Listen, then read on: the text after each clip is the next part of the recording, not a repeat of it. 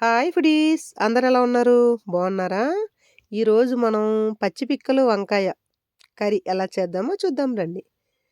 దానికి కావాల్సినవి ఒక అర కిలో వంకాయలు, ఒక పావు కిలో పచ్చి పిక్కలంటే తెలుసు కదా! White beans. ఆ!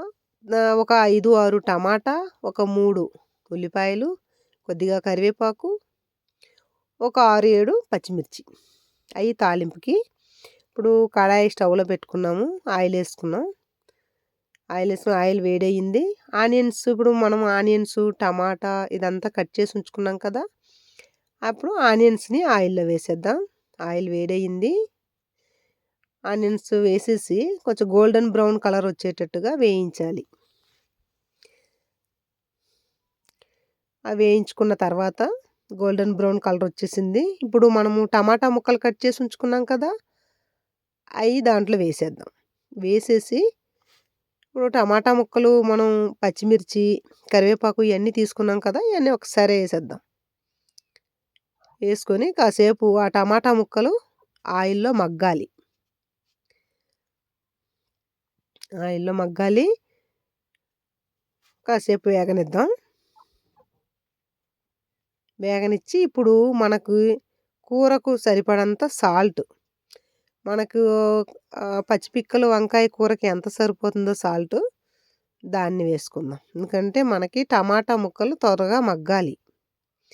దానికని మనము ఒక స్పూను సాల్ట్ తీసుకుందాం. సాల్ట్ తీసుకొని ఆ ముక్కల్లో వేసేయాలి.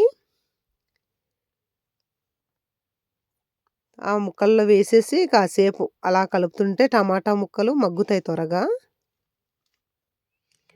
ఇప్పుడు దానికి మనకు కావాల్సింది ఒక స్పూను గరం మసాలా పొడి తీసుకున్నాం. ఒక అర స్పూను పసుపు కూడా తీసుకున్నాం.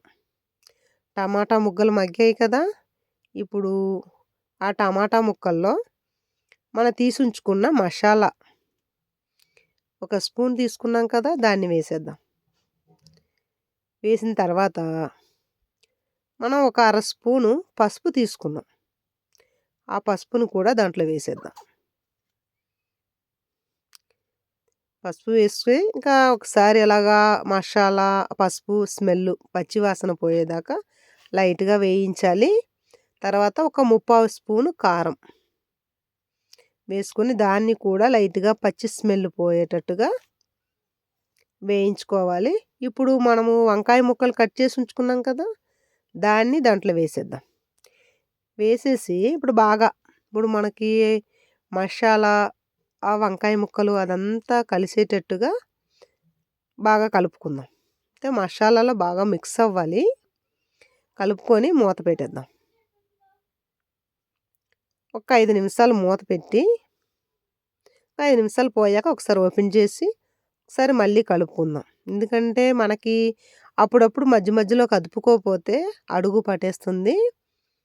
అడుగు పట్టేయకుండా ఒక 5 నిమిషాలకు ఒకసారి అలా కదుపుతూ ఉండాలి అనమాట. ఎందుకంటే మనకి వంకాయ ముక్కలు మగ్గాలి. కలుపుకున్న తర్వాత ఇప్పుడు మనము ఈ పచ్చి పిక్కలు ఉడకబెట్టేసి ఉంచుకున్నాం కదా! దాన్ని కూడా ఆ వంకాయలోనే వేసేద్దాం. ఆ వంకాయ ఉడుకుతుంది కదా! ఆ వంకాయలోనే వేసేసి ఒకసారి మళ్ళీ బాగా ఆ వంకాయ ముక్కలు, ఆ పచ్చి పిక్కలు అంతా కలిసేటట్టుగా కలుపుకోవాలి. కలుపుకొని మూత పెట్టేద్దాం. ఒక 5 నిమిషాలు పోయాక మళ్ళొక్కసారి. ఎందుకంటే మనకి వంకాయ ముక్కలు వేగాలంటే ఎక్కువ టైం తీసుకోదు. మహా అయితే ఒక 10 నిమిషాలు అంతే. అందుకే మనం ముందుగానే ఈ పచ్చి పిక్కల్ని ఉడకబెట్టేసుకుంటాం అనమాట. ఒకసారి మూత తీసుకొని కలుపుకున్న తర్వాత ఇప్పుడు మనం ఆ పచ్చి పిక్కలు, వంకాయ కూరకి సరిపడంత వాటర్ ఏసుకొని ఒకసారి బాగా కలిపేసి మూత పెట్టేద్దాం. అంటే లో ఫ్లేమ్‌లో పెట్టి ఒక 10 నిమిషాలు ఇంకా అలా వదిలేయాలి. 10 నిమిషాలు పోయాక ఒకసారి మళ్ళీ కదుపుకుందాం.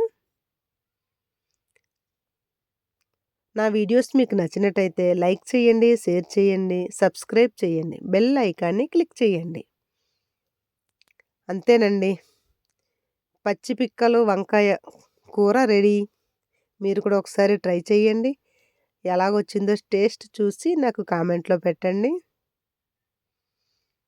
గుమగుమలాడే పచ్చి పిక్కలు, వంకాయ కూర రెడీ. స్టవ్ కట్టేసాము. అయిపోయిందండి. అంతే చాలా సింపుల్ ప్రాసెస్ అనమాట. మీరు కూడా ఒకసారి ట్రై చేయండి.